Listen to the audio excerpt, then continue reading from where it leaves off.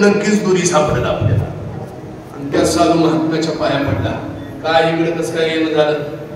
यानं सांगितलं म्हणजे साधू महाराज, माझी म्हैस आहे, तिच्या गळ्यातली दोरी तुटून पडली, तिला बांधल्याशिवाय मला जेवण करता येत नाही, तिला बांधण्याकरता दोरी आहे का तुमच्याकडं?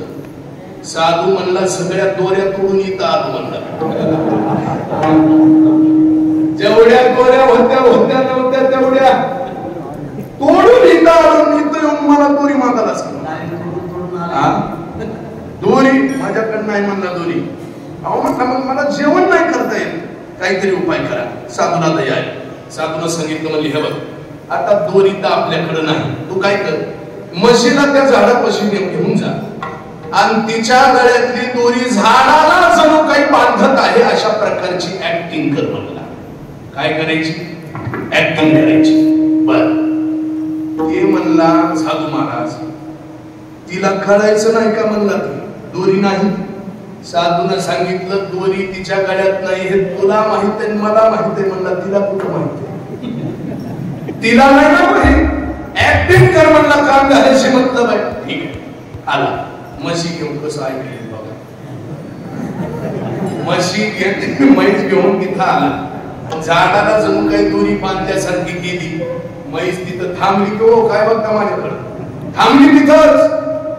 त्याला थोडीशी विश्रांती भेटली. विश्रांतीचा ठाव.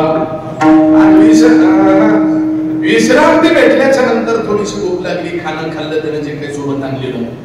विश्रांती घेतली. पार उतरल्याच्या नंतर आता निघायचं गावाकडे. कार्यक्रम म्हणजे फळ्याला निघायला चालू झाला. म्हैस कुठं हलायची आता बांधली. म्हैस आला ना, पुन्हा साधू महाराजांकडे गेला. साधू महाराजांना म्हणायला लागला, महाराज तुम्ही जसं सांगितलं तसंच केलं म्हणला, पण आता म्हैस हलत नाही. साधूनं सांगितलं जशी बांधायची ऍक्टिंग केली तशी सोडायची ऍक्टिंग करा, म्हैस सुटत. दोरी सोडायची ऍक्टिंग केली, म्हैस सुटली की आता निघाली गावाकडे आली असाल आता इथपर्यंत. मला सांगायचं काय, याच्या दोऱ्या आहेत ना दोऱ्या, या आपण हाताने बांधलेल्या नाही, दिसत नाही. आतून निघालेल्या दोऱ्या त्याला मुळात जीव मुक्त होता परी पडे झाला बंद आणि घेऊन या छंद माझे माझे. मुळात मुक्तच आहे म्हैस, फक्त बांधल्याची ऍक्टिंग केल्यामुळे बांधून राहावं लागायलंय.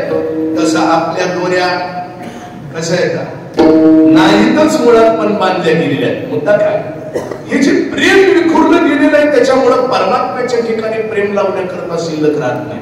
ऐका, बायकोकडे एक प्रेमाची दोरी जाते, पोराकडे एक प्रेमाची दोरी जाते, शेतजमिनीकडे एक दोरी जाते, देवाकडे काय राहिलं मग? म्हणून या दोऱ्या तोडायच्या आणि सगळं एक कठोर करायचं आणि देवापाशी द्यायचं. मग प्रेम पुरेपूर होतं. हे जन केलं, ज्ञानोबा सांगतात एवढं जन केलं तोच इकडं परमार्थातला खरा अधिकारी. विठाला